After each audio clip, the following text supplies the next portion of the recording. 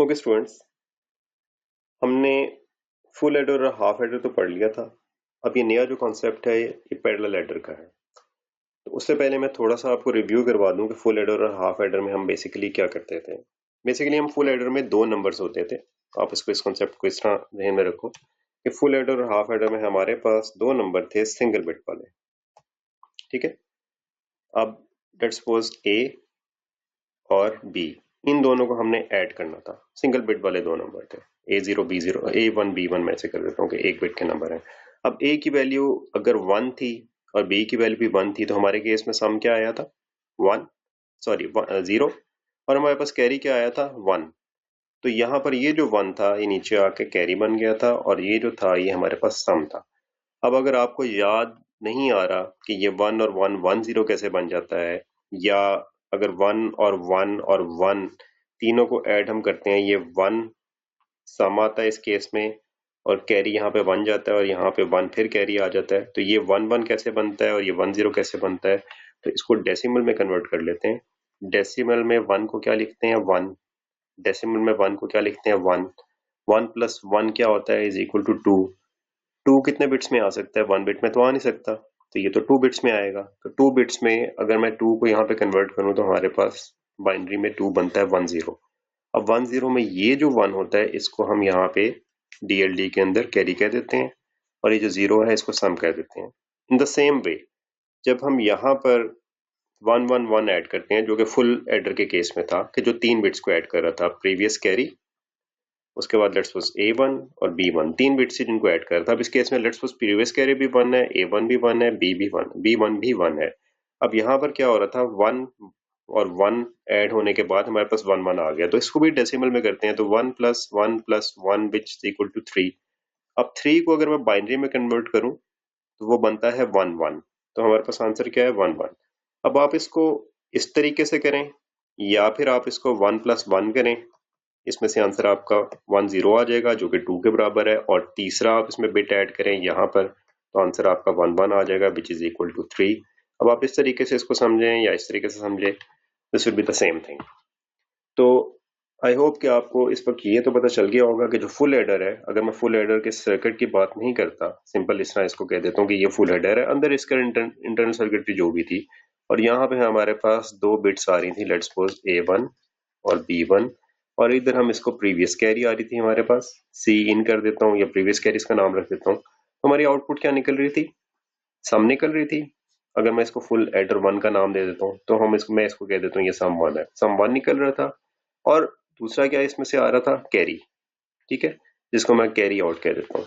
तो full adder में हमारे पास इनपुट्स कितनी थी? 3।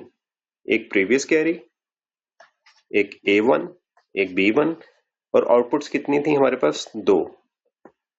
एक S1 जो कि हमारा उसका सम आ रहा है, और दूसरा कैरी आउट जो कि जिसको हम C या कैरी भी कह देते हैं खाली।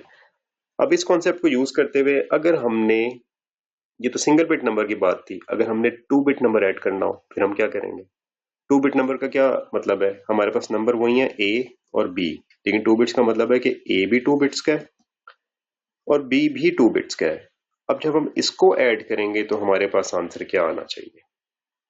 अब इसके अंदर हमें पता है कि A1 और B1 को जब ऐड करेंगे तो हमारे पास एक सम आएगा, एक कैरी, डिपेंडिंग अपॉन कि A का बिट क्या था, B का क्या था। अगर A भी 0 है, B भी 0 है तो सारी बात है सम 0 आएगा, कैरी होगा ही नहीं इस केस के अंदर। लेकिन A और B दोनों अगर 1 1 हो जाते हैं, जिस तरह अगर मैं कहूँ ये 2 बिट्स का नंबर है 1 1 और 1 1, इसको हमने ऐड करना है तो आंसर क्या आना चाहिए? तो उस केस के अंदर हमारे पास क्या होगा? 1 और 1 क्या बनता है? सम आएगा 0, कैरी यहाँ पर आ जाएगा। ठीक है, 1 और 1 और 1 3, सम क्या बनता है? 1, कैरी आगे 1 चला जाएगा, तो ये 1 1 0 बन जाएगा। अब अगर आप नोट करो, this is equal to 3, both this numbers, ये 1 1 3 के इक्वल है, दूसरा 1 1 भी 3 के इक्वल है। इनको अगर ऐड करो तो ये किसके इक्वल बनता है? 6 के इक्वल। और आप अगर गूगल के ऊपर जाओ और डेसिमल टू बाइनरी कन्वर्टर या बाइनरी टू डेसिमल कन्वर्टर को सर्च करो, वहां पे आप 1 1 0 लिखो, that will be equal to 6। तो ये 1 1 0 इस तरह से आया है। तो अगर मैं यहाँ पे आपको 2 बिट्स में बताऊं, A1 और B1 का आंसर क्या होगा? ये किससे निकलेगा? सम। मैं इसको लेट्स सपोज सम 1 कह देता हूँ, और यहाँ पर एक अदद कैरी निकलेगा, इसको मैं कैरी 1 कह देता हूँ। ठीक है। अब वो carry depending upon the bits है ना कि कैरी 0 होगा या 1 होगा, लेकिन कैरी तो होगा। अब ये कैरी 1, A2 और B2 ये तीन ऐड होंगे नंबर्स के अंदर, तो हमारे पास क्या निकलेगा, एक सम 2 की बिट निकलेगी S2, और उसके बाद यहाँ पर भी कैरी क्या निकलेगा, कैरी 2। तो आपका जो नंबर बनेगा वो 3 बिट नंबर बनेगा। अब वो 011 भी हो सकता है, वो 110 भी हो सकता है, वो 101 भी हो सकता है, depending upon A1 A2 B1 B2 की क्या वैल्यूज थी। ठीक है। इसी तरह अगर मैं 3 बिट के बाइनरी नंबर की बात करूं तो उस केस में नंबर कैसा हो जाएगा, A1 A2 A3, B1 पहली बिट, B2 दूसरी बिट, B3 तीसरी बिट।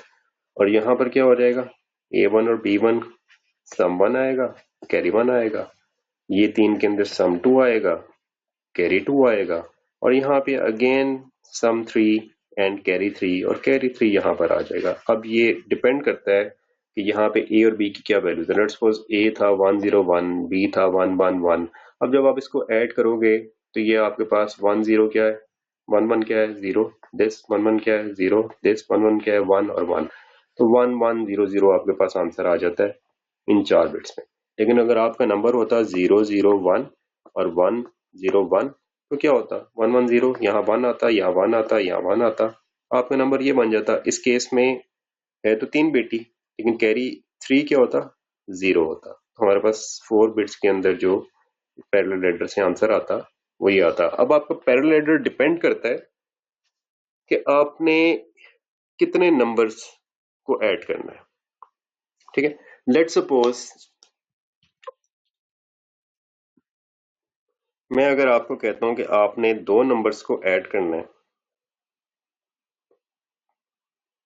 ठीक है, और वो 2 नंबर्स जो हैं मैक्सिमम नंबर, मैं कहता हूं कि 1 से लेकर 10 तक हो सकते हैं। ए जो है वो भी आपका 1 से 10 तक हो सकता है, बी जो है वो भी आपका 1 से 10 तक हो सकता है। आपने इन दोनों नंबर्स को ऐड करना है, तो इसके लिए आपको मैक्सिमम नंबर चेक करना पड़ेगा कि यार मैक्सिमम नंबर क्या है। मैक्सिमम हमारे पास 10 है और 10 है, तो 10 और 10 को ऐड करते हैं तो हमारे पास 20। ये मैं डेसिमल में बात कर रहा हूँ, बाइनरी में बात नहीं कर रहा, ये डेसिमल नंबर्स की बात कर रहा हूँ।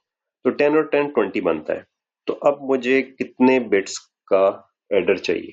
ठीक है, सबसे पहली बात, ये 10 के लिए हमें कितने बिट्स चाहिए, ठीक है, और 10 को स्टोर करने के लिए कितने बिट्स चाहिए, इसको हमने डिसाइड करना है। अगर हम 2 पावर 3 करते हैं which is equal to 8 minus 1, तो मैक्सिमम नंबर क्या हो सकता है, स्टोर 7 हो सकता है। तो इसका मतलब है कि 3 में 10 तो नहीं हो सकता अकोमोडेट।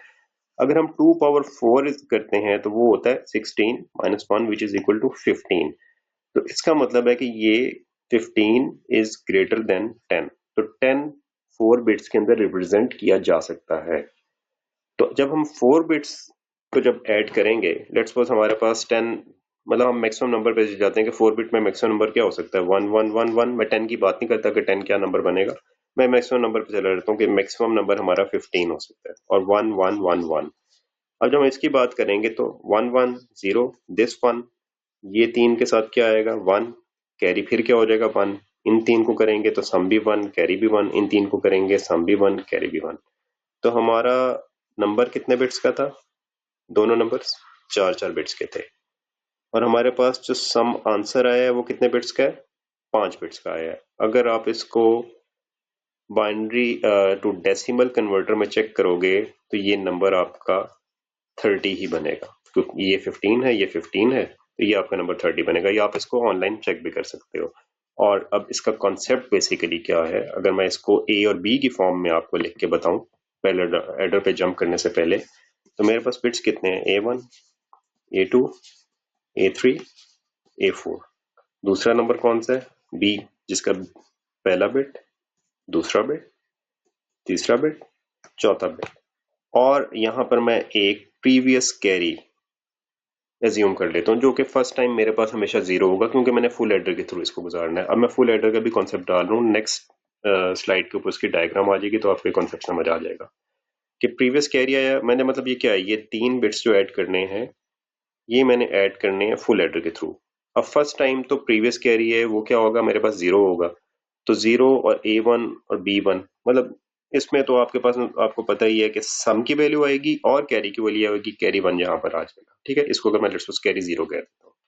अब कैरी 1 जो है वो A2 और B2 ये दो अगली जो बिट्स हैं इनके साथ ऐड होगा।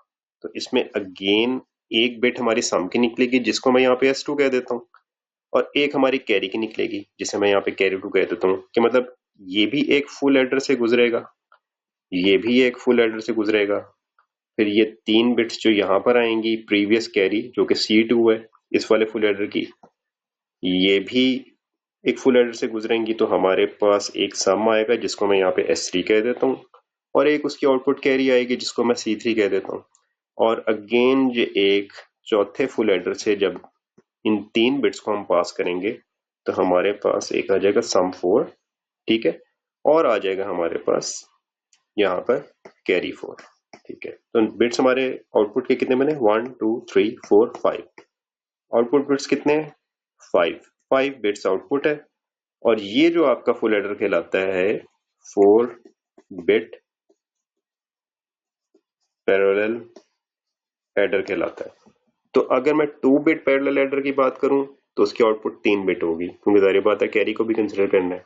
4 बिट पैरेलल एडर की बात करूं तो उसकी आउटपुट 5 बिट होगी। अब 4 बिट पैरेलल एडर मैक्सिमम उसका आउटपुट नंबर क्या हो सकता है, मैक्सिमम उसका आउटपुट नंबर ये 30 ही हो सकता है, क्योंकि 4 बिट्स के अंदर आप मैक्सिमम नंबर 15 ही लिख सकते हैं। तो जब आप 15 को 15 से ऐड करेंगे तो मैक्सिमम नंबर की जो आउटपुट आएगी वो 30 आएगी। एडर तो आपको जारी बात है 1 1 1 1 0 दे रहा होगा, लेकिन आपका मैक्सिमम जो आउटपुट होगी 5 बिट्स में इस केस के अंदर 30 आएगी, 30 से ऊपर नहीं आएगी, जबकि 31 भी हो सकता है, लेकिन 31 नहीं आ सकता। तो अगर मैं आपसे पूछ लूं कि क्या 4 बिट पैरेलल एडर की आउटपुट जो है वो डेसिमल इक्विवेलेंट 31 के इक्वल हो सकती है, तो नहीं हो सकती।